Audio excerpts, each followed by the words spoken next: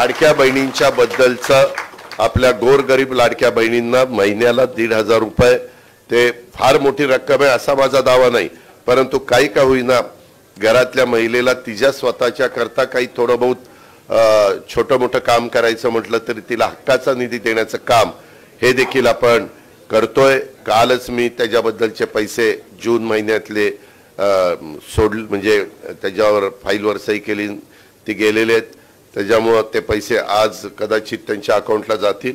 आज त्या महिन्याचे पैसे त्या वेळेतच माझ्या लाडक्या बहिणींना कसे मिळतील ह्याबद्दलचा प्रयत्न आमच्या महायुतीच्या सरकारचा, मुख्यमंत्र्यांचा, दोन्ही उपमुख्यमंत्र्यांचा, त्या खात्याची मंत्री म्हणून आदिती तटकरे आपली तिचा आमच्या सगळ्यांचा राहिलेला आहे।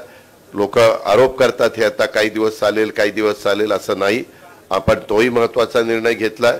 थोडंसं आपल्यावर त्याचा जबाबदारी वाढलेली आहे आर्थिक बाबतीतली, तसंच आपल्या शेतकऱ्यांना पण 3, 5, 7.5 हॉर्सपावरचं आपण मोफत वीज देतो, ते पण पैसे राज्य सरकारकडनं महावितरणला द्यावे लागतात।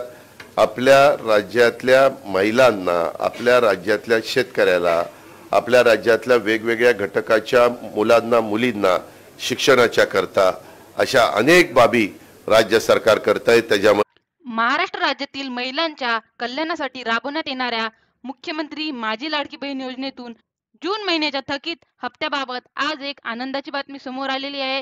राज्याचे उपमुख्यमंत्री व वित्तमंत्री अजितदादा पवार यांच्या नेतृत्वाखाली या योजनेसाठी आवश्यक निधी वितरित करण्यात आलेला आहे।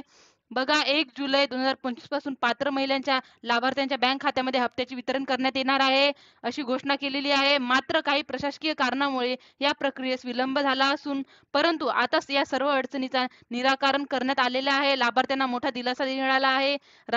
राज्यातील लाखो महिलांना या योजनेचा लाभ मिळत असून आता या थकीत हप्त्याचे वितरण होणार आहे। अत्यंत महत्त्वाची ही बातमी होती। धन्यवाद व्हिडिओ नक्की शेवटपर्यंत बघितल्याबद्दल।